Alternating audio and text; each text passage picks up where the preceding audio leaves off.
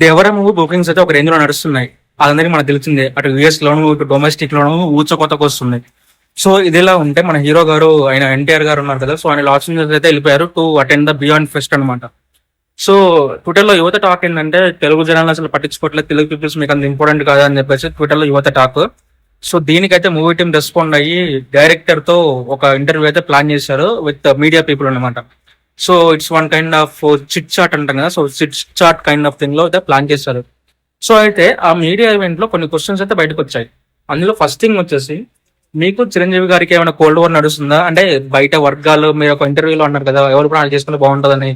So దాన్ని peoples are taking us India, వేరే indirect గా తీసుకుంటున్నారు. సో అది నిజంగా మీరు చిరంజీవి గారిని ఉద్దేశించి అన్నారా? మీ మధ్య రిలేషన్ ఎలా ఉంది అంటే దానికి మన కొరటాల మామ అయితే ఏమన్నారంటే లేదండి చిరంజీవి గారు ఈజ్ నాకు ఇన్ఫాక్ట్ చెప్పాలంటే ఆచార్య మూవీ ఫ్లాప్